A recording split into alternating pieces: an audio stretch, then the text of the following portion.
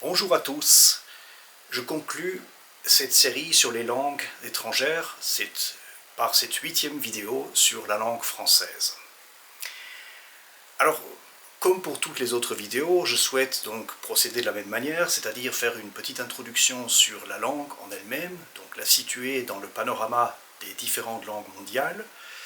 Ensuite, partager peut-être quelques expériences personnelles avec la langue.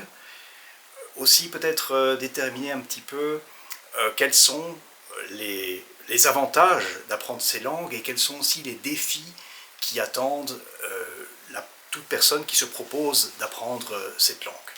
Donc, je dirais, allons-y, commençons. Alors, le français est une langue romane, donc au même titre que l'italien, que le français, le portugais, le roumain, le catalan aussi, donc une série de langues qui sont dérivées du latin. Et voilà, c'est une langue qui présente un certain nombre de similarités avec ces langues. C'est une langue aussi qui est parlée par une population relativement importante. Donc, on avait parlé de l'espagnol, du portugais, de l'italien. C'est au fond de ces 4 langues la 3e langue la plus représentée. Et donc, chose très étonnante, donc il y a à peu près,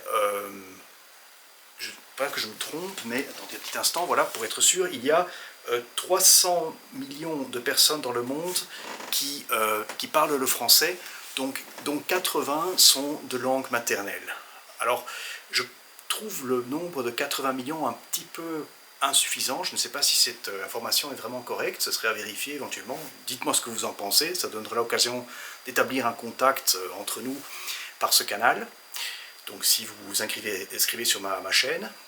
Et voilà.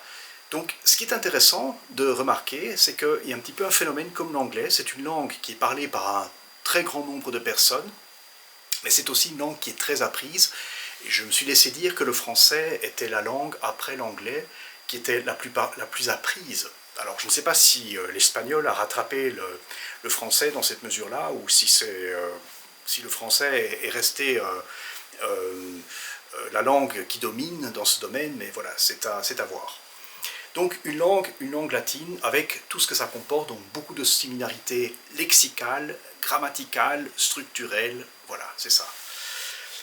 Alors, personnellement, que signifie le français pour moi? C'est la langue avec laquelle j'ai grandi, hein, donc mon père parle français, ma famille en Belgique parle français, donc je suis d'origine belgo-suisse, donc il y a une partie, donc ma mère était suisse alémanique, mon père est belge, et j'ai donc des grandes attaches en Belgique, des personnes que j'aime beaucoup, qui sont très importantes dans ma vie, et donc la Belgique étant une région, étant un pays relativement petit, avec en plus de ça, vous l'avez vu aussi dans la vidéo sur le néerlandais, avec une population d'environ 40%, 45% de la Belgique qui est francophone, mais finalement, ça, un petit pays avec déjà une minorité qui est presque la moitié, mais ça reste quand même un nombre relativement restreint de francophones.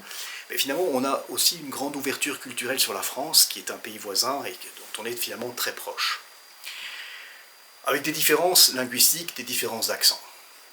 Même chose pour la Suisse. La Suisse a à peu près, donc la Suisse romande, la Suisse francophone, est parlée par 18% de la population suisse. Ce sont des Suisses donc francophones, c'est une minorité, et donc eux aussi sont fortement culturellement tournés vers la France. Alors quelles sont les satisfactions à apprendre le français? Je pense qu'il y en a beaucoup, de niveau académique. Pouvoir lire des livres Marcel Pagnol, Camus en français, ou du théâtre en français, c'est quand même quelque chose d'assez exceptionnel.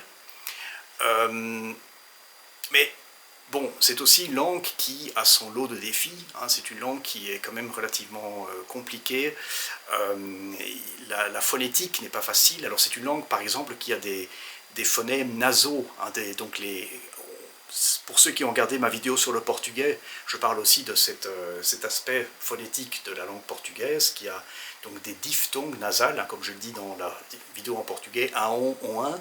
Le français, donc a on, un.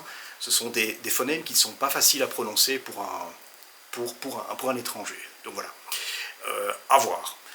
Les verbes sont difficiles, comme en italien, comme en espagnol. Les langues latines sont des langues très raffinées, avec une grammaire très très complexe. Et le français n'est pas en reste, le français ne fait pas exception. Voilà, pour le dire comme ça. Que dire de plus? Donc voilà, il y a les difficultés de la langue française, il y a aussi les avantages de l'apprendre. C'est une langue, je pense, qui vaut la peine d'être apprise parce qu'elle a une certaine universalité. Il y a quand même beaucoup de Français dans le monde. La France est un très grand pays, un très grand marché avec beaucoup d'entreprises qui fonctionnent très bien, avec une grande innovation aussi, avec aussi des vieilles structures. Bon, ça fait partie de l'Europe, hein, c'est de l'apanage un petit peu de l'Europe, mais voilà.